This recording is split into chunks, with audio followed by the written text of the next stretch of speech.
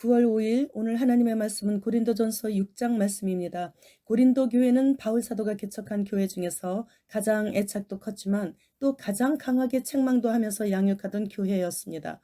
고린도 교회는 특히 교인들 간의 고소고발 등으로 인한 소송 문제가 많았는데 당시 바울 사도는 제3차 전도 여행 중이었지만 에베소에서 고린도전서를 급하게 써서 보냈습니다. 사도 바울은 교인들 간에 서로 다툼이 생겼을 때 그 일의 옳고 그름을 성도들 앞에서 가리려 하지 않고 세상 법정에 맡기려고 하는 것은 하나님의 영광은 뒷전이고 이익 앞에서는 어떻게든 이기기만 하면 되기 때문이라고 책망하고 있습니다. 교회 안의 신도들 중에서는 이런 분쟁을 해결할 만한 지혜로운 사람이 한 사람도 없어서 신자가 같은 신자인 믿음의 형제에 맞서 서로 고소하며 믿지 않는 세상 사람들의 법정 앞에서 시시비비를 가리고 있느냐, 이런 책망이죠. 바울 시대의 신자들의 수요는 아주 적었습니다. 게다가 로마 법정은 매우 이교도적이어서 기독교에 대해 냉소적이고 비판적이었습니다. 이런 상황에서 한치의 양보나 배려 없는 신자들끼리 치열한 법정 다툼은 그들의 비웃음거리가 되었고 결국 교회에 상처를 입히고 복음 전파에 해를 끼칠 뿐이었죠. 그래서 피차 세상 법정에 고소하는 일을 극도로 삼가야 했는데, 이처럼 자신의 유익보다 교회의 덕과 주님의 영광을 먼저 생각하는 바울의 차원 높은 권고는 현재 오늘날의 우리 신자들에게도 주시는 하나님의 말씀이십니다. 입술로는 사랑을 말하면서 세상 법정에서는 얼굴을 붉히며 다투고 있는 것이죠. 복음이 막히지 않게 해야 하는 것이 우선인데 막상 금전상으로 손해를 보게 되는 일이 발생하면 꼭 세상 법정에서 잘잘못을 가릴 수밖에 없느냐는 것이에요. 이런 일들이 어디서는 일어나지 않겠는가마는 다른 곳도 아닌 교회 내에서 신자들 간에 이런 분쟁이 일어나게 될 수도 있지만 너희 스스로 그런 일들을 해결할 만한 작은 법정 하나 정도는 구성할 능력은 갖춰야 하지 않느냐? 그렇게 거룩한 하나님의 분노의 책망을 바울 사도가 하고 있는 것입니다. 3절 말씀, 우리가 천사를 판단할 것을 너희가 알지 못하느냐?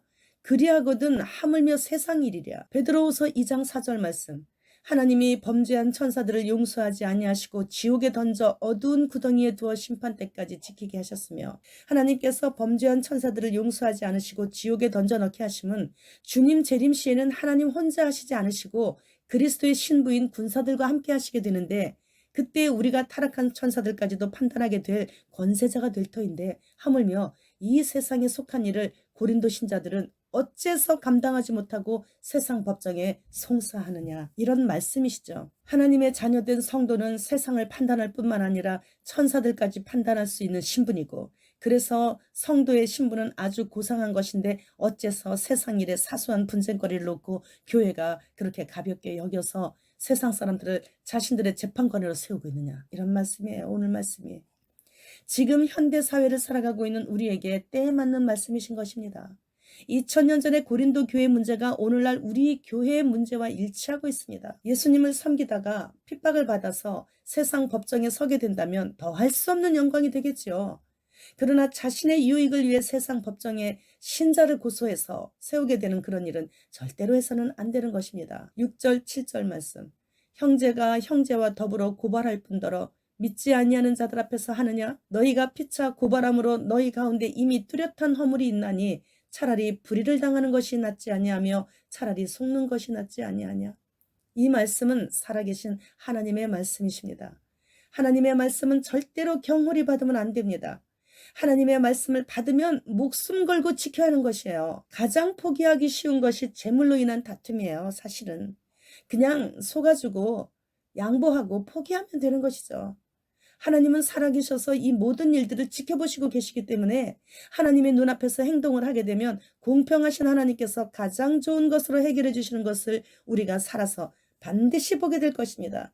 그러나 그리 아니하실지라도 하나님의 말씀대로 살다 손해를 보게 된다 해도 장차 우리가 맞이할 영광과는 결코 바꿀 수 없는 엄청난 하늘의 보상이 있을 것입니다. 그래서 이러한 하늘나라의 상급을 먼저 바라본 우리의 신앙의 선진들은 그렇게 세상 사람들에게 조금 모자란 사람들 취급을 받으면서도, 셈도 하지 못하는 바보 취급을 받으면서도 환난 중에 기뻐하며 오로지 그날만을 기다릴 수 있었던 것이죠. 세상 법정에서 설사 옳고 그름을 밝혀준다 해도 시대가 바뀌면 또 그 옳고 그름도 바뀔 수가 있습니다. 세상이 두 쪽이 나도 절대 변하지 않을 하나님의 말씀으로 해결해야 하는 것입니다. 그래서 우린 우주 만물을 창조하시고 그 모든 만물들을 자동이 아닌 수동으로 지금까지 일해주시고 계시는 예수님의 피공로로 하나님의 자녀가 되었습니다. 그렇기 때문에 그분의 자녀들은 그분의 또 다른 자녀들이 원하는 행동을 해주고자 하는 마음을 갖게 될 때 진정 하나님의 얼굴을 그날에 배울 수 있는 것이죠. 그렇지 않으면 그날 여호와의 큰 날에 하나님의 얼굴을 배웁지 못하는 천추의 하늘 안고 마귀의 처소인 지옥에서 영혼을 보내게 될 것입니다. 이곳에서만 천국과 지옥을 선택할 수 있습니다. 회칠한 무덤처럼 살다 갈 것인가, 아니면 진실되게 하나님의 자녀처럼 하나님의 백성처럼 살다 갈 것인가. 자유의지를 가지고 자신이 판단하는 거예요. 자신이 판단하고 선택하는 거예요. 곁길로 갔다가 다시 돌아오고, 가다가 보니 잘못된 길이에요. 그래서 다시 유턴해서 돌아오고 할 시간이 이제 지금 아주 조금밖에 남아있지 않습니다. 그런데 그 시간이 지금 현재 이 시간뿐이에요. 이 짧은 시간에 우리가 할 수 있는 말은 사랑해, 고마워, 미안해, 잘했어, 기도해 줄게, 넌 항상 믿음직해, 넌 할 수 있어, 넌 잘할 거야, 네가 있어 나는 참 좋다. 인생 살아가면서 만나는 사람마다 해줄 수 있는 말은 단지 이 몇 마디의 단어면 충분합니다. 그리고 직접 그 단어를 내 입술로 실천에 옮기는 사람만이 여호와의 그날, 아주 무서운 그 두려운 그날이 두렵지 않을 수 있는 것입니다. 주님 어서 오시옵소서. 마라나타.